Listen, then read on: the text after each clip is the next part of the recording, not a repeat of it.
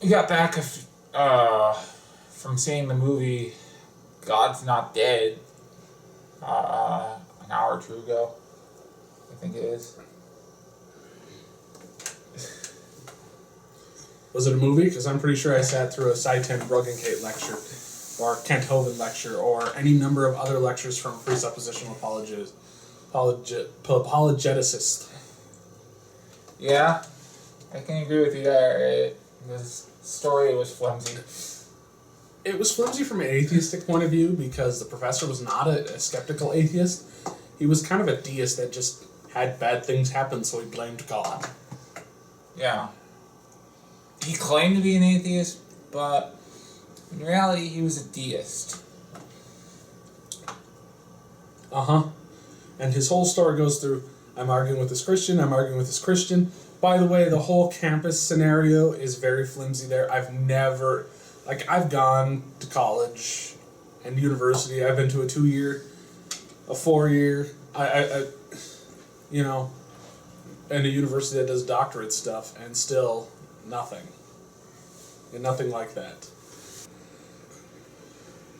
Anyway, no, the professor's just not on at all. The campus was exactly what every Christian fears it would be and not what actually is on campus. Professor Addison, if I found out what he was doing to his students, I think I'd have him fired, or try to get him fired. Physical violent harassment? Yes. Yes. Not acceptable. He just harassed Josh through the entire movie. Beyond harassed. It was ridiculous. Yeah. Then it gets all the way up to the end, and he's dying, and they're like, oh, hey, you can come to God now. He's like, yes. No, they get all the way up to the end, and he gets hit by a car. They're like, oh, hey, his lungs are filling with blood, and the other guy's like, are you sure? And he's like, yeah. He doesn't have long to live. Yeah. And so what do they do with his last little bit? They convert him to Christianity. And they're like, yes, he's a Christian now, so it's good that he died.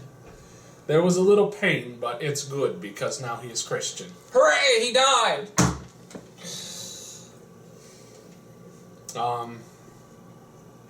Yeah, it was bad. Horribly bad. And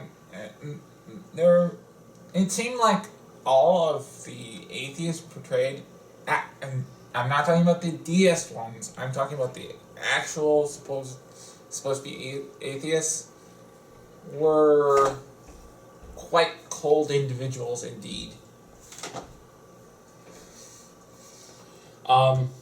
As a side note to this movie, they put this Muslim chick in there that, cool, I guess, but literally it's just in there to say, hey, Muslims are bad.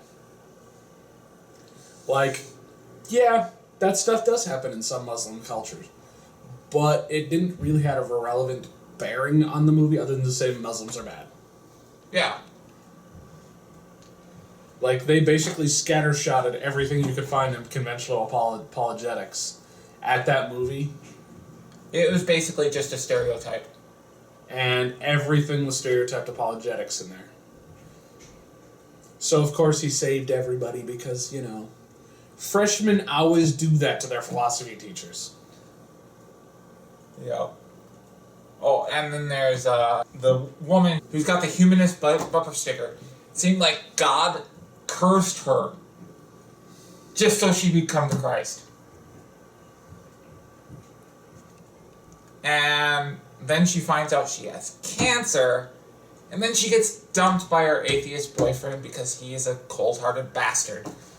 Yeah, he really was a cold-hearted bastard in a way that I don't know if I've ever seen anybody be that cold, honestly. Me neither. And then he goes to his mother, who's got Alzheimer's and all this stuff. And he goes through this whole little speech. And then she starts talking about how the devil makes atheists comfortable so they won't come to God.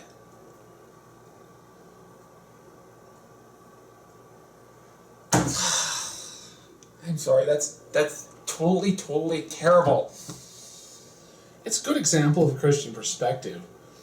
I even like that it kind of shocked him. I almost wish he would have converted there, because I think that would have been interesting. Like, honestly, if something like that personally happened to me, I'd definitely reevaluate things. I can't say I wouldn't, because I don't have this point of view of God doesn't exist, period. I'm just a skeptical atheist. I have no default position, truly. More skeptic. It's a personal choice. I don't see the evidence for God. You talk about all these personal things, I've had friends that have been into drugs, and you wouldn't be amazed what kind of stories they could tell you, but I know they didn't happen. And that's part of the issue of you come and tell me this personally.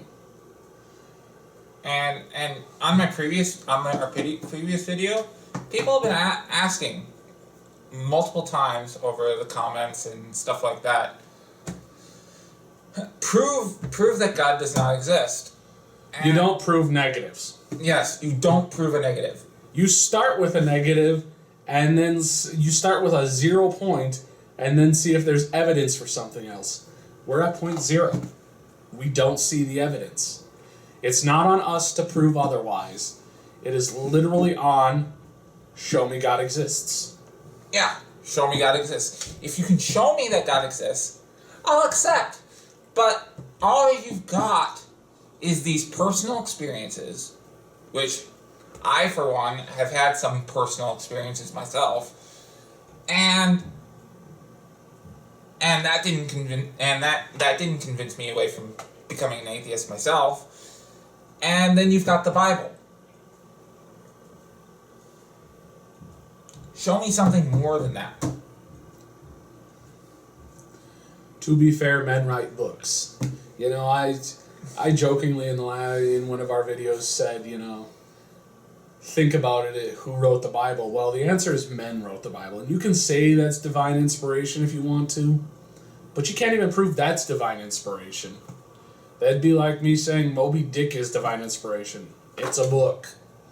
Is the Playboy magazine divine inspiration? It's another bound thing, no. Spider-Man comic? It's a book. How did that one line go? You can literally replace it with anything. Atheists say that God does not exist. I say that you cannot prove that he does not exist. Right. Christians say witches exist. You cannot prove they don't. Christians say werewolves don't exist. You cannot prove they do. We can start adding other things in there that you think are absolutely preposterous, but really I've just added one more thing on top of that. And morality does not have to come from God. It simply does not. I talk about this once in a while. Morality is not God. Yeah, and Joss's whole argument was, and that convinced everybody, oh, God is real, was, look. God is real. He used presuppositional apologetics. And this is with a deist. Sure, he called himself an atheist, but he was a deist. Yeah, he was a deist. And he was a deist that was quite angry because his prayers weren't answered. So he had actually kind of already won that argument, lost the argument before it started simply because of that. But what I find fascinating is this one Christian out of how many students have been through there? No. See, I find that aspect of the story totally preposterous. Girlfriend, wife, whatever, was a Christian, and she breaks up with him because he's so cold to her. It's like he treats her like crap. I'm going to straight up say... He treats her like a biblical wife. You should all go watch the movie and see how biblical wives should act. Yes! He treats how the women like the Bible tells you to treat women. He does. Uh-huh. But you're saying it's such a bad thing that he treats her exactly how biblical wives are treated. Yes. Oh, and then there's the whole thing with Josh. He's being told by his girlfriend, don't go up against this. Don't do it. Don't do it. Gives him an ultimatum. Like, the entire world is dead set against God. You know, I remember being in that mindset because I've actually been a Christian. And you do get in that mindset because it's really easy to do. You have to put yourself there. Otherwise, you end up having to listen to what people are saying.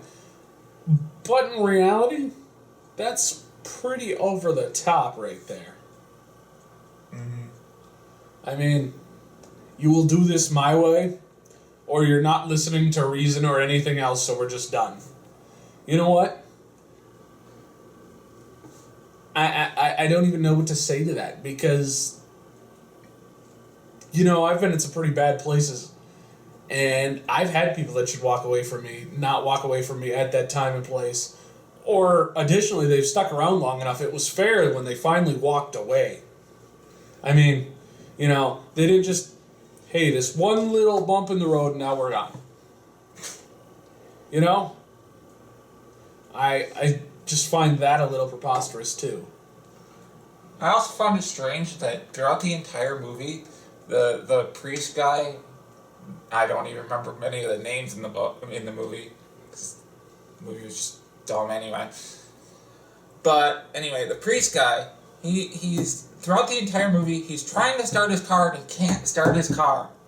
He cannot start any cars he gets into. Till finally he's able to start a car. And why is he able to start his car? So he can witness the accident of the professor. Yeah. That was crazy. And then they're all standing around like, oh, hey, he was in a little pain. But keep in mind, they're actually pretty wide smiley about this. You know, they've just witnessed a guy die, and they're like, yeah, he was in a little pain, but he's in a better place now. How heartless. Really, how heartless. Yeah. That was just crazy. I'm sorry, but I have to say this movie is complete garbage. And conveniently, the professor dies just as you hear the sirens at the end. Conveniently. Oh. And they created a miracle, too. They had, what's his name, the guy from Duck Dynasty? He goes, oh, everybody. Everybody? Because this guy was arguing with Professor Addison. Everybody, type in your phone, God is not dead. Yeah. And apparently that's a miracle. I know. But it'll touch 1 million people. It'll touch a million people. Including that guy who had the father from Korea who didn't want to believe in China. God. I think it was China, wasn't it? I don't think I thought it was Korea. I heard it was like from South Korea or something. It doesn't really matter. That all seems pretty preposterous too, but I mean, in philosophy class, they did not do anything like they did in the movie. You were telling me about this a little earlier. yeah, no, I was in philosophy classes, and 90% of philosophy class doesn't even touch on religion because it's an old, boring subject.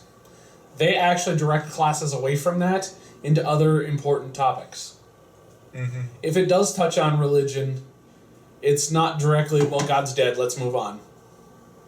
They try to make you think, don't they? The whole point of philosophy class, or college in general, is to get you to think. One of the best I had was a history instructor that could argue any point that she was teaching. Any point. Didn't matter what side you took, she'd argue the opposite. Because she wanted you to think about it. Mm-hmm. And not just this. You know? And I kind of don't like that either because I feel it misrepresents the university system entirely.